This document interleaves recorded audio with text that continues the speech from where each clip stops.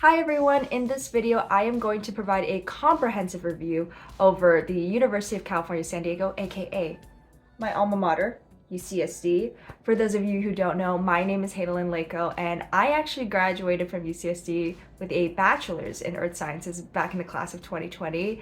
As I know this is the season for college decisions, I just wanted to provide some, a little bit of an insider scoop of what UCSD is truly like from an alumni perspective. This video is not at all endorsed by anyone or anything. I am just a person who went to UCSD years ago and is just wanting to share their honest opinion. And if you like this video, make sure to give it a like and subscribe. And with that, let's get started. So the first thing I want to talk about is the 8-college system. I know in tours, the tour guides try to portray this intricate college system as very similar to like Harry Potter with the sorting of the houses, where each house is like different personalities and whatnot, which is half true and half wrong. So you are the one to pick which house or aka college you want to be put into, but it doesn't really matter in relation to like what you want to do. So for instance, I know Muir College is in relation to like John Muir, who is very known for like environmental stuff. But just because you aren't an environmental major, that does not mean that you should not pick John Muir College. In fact, each college has different GE requirements. I would say from personal experience, the best way to determine what college you want to go to is to compare the GE requirements in relation to whatever degree you want to do. I say this because people who are specifically like engineers, computer science, etc., like very intense STEM majors, sometimes I've seen them, take an extra year doing certain GEs in relation to their graduation requirements, which can suck because no one wants to spend more time in college than you need to. From what I remember, I believe you get a wish list. You can pick up to 3 different colleges, and they really do take your consideration into interest. So definitely do a lot of research before you list like which colleges you want to go be a part of, just because GE requirements really do add up if it's not intertwined already with your curriculum plan. Now, the next thing I want to talk about is actually the quarter system. And hearing this right out of high school just terrified me, because often courses in high school or different colleges per se, they are often like in a semester-based system. So hearing quarter, it's like, oh my goodness, like you have less time to do certain classes, which is true, but it can be helpful at times. So say you hate a certain class, you can at least be thankful that it doesn't last a whole semester, that it's really just a quarter. Do not try to be a tryhard and like go past 12 units. You can always add more classes down the line. It's better to start at like a beginner level than just transcend right away to an intense level, just because you really want to focus on doing well your very first semester. This is a very big change. You might be in a brand new environment around different people you've never interacted before with. Thinking of all of these things, I highly recommend just sticking to like a limited course schedule so that you can just kind of get a footing. I would say the hard part about UCSD being a quarter system is that if your friends they go to a school that is a semester-based system, so they have like different schedules of when you can, meet up with them.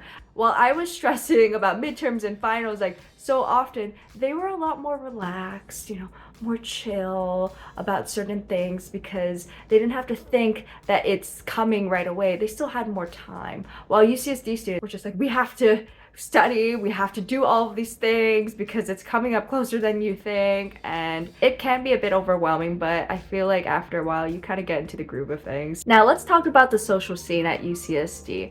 I know UCSD has this reputation for, UC socially dead, and I don't really feel like that's true. I feel like it's more, there are not parties in your face every weekend, but if you want that to happen, you actively have to put in the effort to go find that.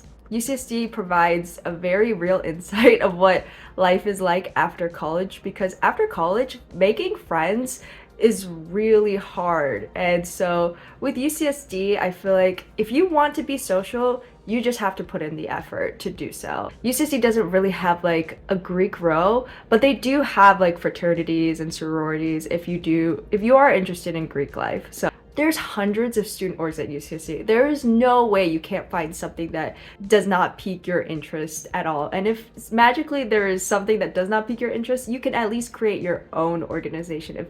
In terms of your first year at college, I would really recommend just joining at least one student-based organization. I say this because it will help you meet people of different backgrounds or people with similar interests as you, as well as allow you to interact with people who are of like different years of like their college career, and they could actually be really good mentors for you. Honestly, mentorship is helpful in college because no one knows what they're doing, and if someone who's a little, a year or two above you can mentor you in a way and help you prevent the same mistakes that they made, oof, that is beautiful. On top of that, being a part of group in college really can actually help you network. It can help you network with people with the same interests as you, or even help you explore different careers that you didn't even think were possible. Now let's talk about the size of the campus. People do not realize how large their campus is until they have to pick classes, especially those with maybe a 15-minute gap. I know in your first couple years you may not always get the pick of what you want in relation to your classes because you're competing with a bunch of other people who have to take the same classes as you. And then once you get to your third and fourth years where it's more specialized, then you might not have to compete as hard for certain classes. But you will learn later that there is a place called Death Hill where you bike, it's just like a steep decline. And I biked through that, and I literally shed blood and tears after I fell off my bike and ate poop. So I can proudly say I have literally given, my blood, sweat, and tears directly onto the UCSD campus. Now, obviously, there is a shuttle that goes around UCSD. Then, there's also options like you could speed walk, run. I hate running. You could bike. I've seen people longboard, skateboard, roller skate, etc. But I would say, as much as possible, when you are picking your classes, pick in relation to what times you'll actually be awake, and also look at a map, do a Google Maps of how far things really are, because you will underestimate it if you just do not look at a map. There are so many great things about UCSD, but where it's geographically located is incredibly gorgeous. There are two main beaches next to UCSD. There is Black's Beach and La Jolla Shores, and then on top of that there's also the Children's Beach. If you just, you can take a bus to get around to see these things. Now, Black's Beach is the one that is the closest to campus. Just you can walk all the way, I believe, through Eleanor Roosevelt College to get there. And it can be a little bit of a surprise for people who don't really know what Black's Beach is. So for people who don't know, Black's Beach is actually, a nude beach. And that sounds fun and sexy, but really it's a bunch of older folks who just like to, walk around nude. And it is your decision if you want to join in on that. I will say the water tends to be a little bit colder. Still relatively warm, but it can be a little bit colder. So that can affect, a few decisions on whether or not you choose to become nude as well. And then next to that is the La Jolla Shores Beach, which is a, more family-friendly beach per se. The fact that UCSD is literally right by these incredible, beaches and whatnot, it really makes sense why it does very well in terms of the earth sciences oceanography department. For me, I did a lot of my classes over at the Scripps Institute of Oceanography.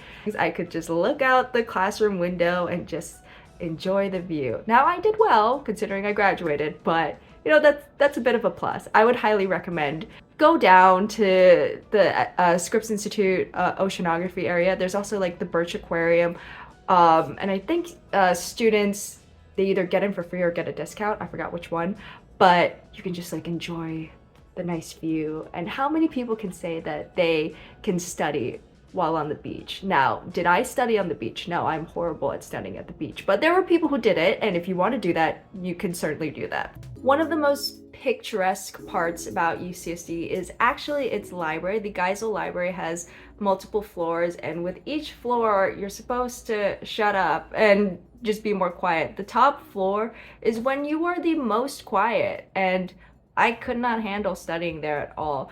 Could you sleep overnight while studying? I did a few all-nighters here and there, and it's honestly huge, and it really helps you focus if that's where you want to go. Personally, I just learned, for me, my studying style just tends to be like studying at home, because I don't like asking people to watch my stuff while I have to use the bathroom, because I have to use the bathroom a lot. But it's a great place to meet up with people who are of different colleges than you, and if you have to study at one central area, that just tends to be the place. It is very packed, especially during midterms and final seasons, but usually you can find a spot. This library has been featured in so many different films and music videos and whatnot, and I think a video game too, if I'm not mistaken. But whenever you think of UCC, that library is just very unique. It is a spaceship library per se, but at some point in your UCSD career, you're gonna have to go into it and just see how large it is and see that it's a library, but it's pretty cool. The next best thing about UCSD being located where it is that there is very good food around you if you just explore past the La Jolla area. Now, keep in mind, UC San Diego is kind of close to the border of Mexico, so that means you get a lot of really good, authentic Mexican food, and even like hybrid Mexican cuisines as well, and it's just, oof, it is so good. And also Kearny Mesa is there, and there's also different Asian foods, and honestly, everything is delicious. I do miss that. I am in Boston right now, but like, my time at UCSD was honestly really fun because you get to explore different areas that you've never explored before. I highly recommend going over to Convoy Street to try all the different Asian foods, or go over to Tacos El Gordo. Remember, with part of your student fees, I believe you get to use the buses, like the public buses, for free. So use that to get around, or if not, take a ride share. Now, is campus food good? Probably not, but I feel like that's just unanimous of like all colleges. Well, minus maybe like the Ivies or something like that. But if you go past La Jolla area, you will find like a lot of really good food, because San Diego is very well known for the food scene, especially craft breweries, when you are of age. Now, the next thing I want to talk about are the resources that UCSD has to make sure that you succeed. Now, it is up to you to utilize these resources, because you want to know why? You are paying them in your student fees, so might as well use what you pay for. I know for academic resources, there are so many options. There's like the Teaching and Learning Commons, Oasis has these workshops, there's engineering learning communities, there's office hours. I was the 4.0 like honors yada yada kid from high school, and I failed like a couple classes at my time at UCSD, and honestly, like, these resources that I listed, they really helped me really bounce back from my failures, and also gave me the resources on how to best study and how to best prepare, because I feel like when you get out of high school, you really don't know how to study, and I feel like college really tests you on what studying truly means. There's no shame in using it whatsoever, because you pay for it, so might as well use it. And on top of that, there are free mental health resources. I actually really enjoyed my time with, I believe it's CAPS. It's free counseling, and you really won't know how much college could potentially affect you until you're in that situation, because you could be away from your loved ones, you could be having a hard time academically, you could be working, you could have like financial things to worry about, and it's just, it can be a lot, and it's okay to like talk about these with a licensed professional. Now, I will say, getting appointments for those, you may have to like fight hard for. But if you're able to get it, I would highly recommend, like talking to someone if it's something that you feel that you truly need. Now, the professional opportunities here at UCSD are honestly, they're amazing if you take advantage of them. They always have like job fairs. Some student organizations are really based on like providing hands-on experience, like say for engineering. I know they have various like engineering project design clubs that you can do to really utilize what you know into practice.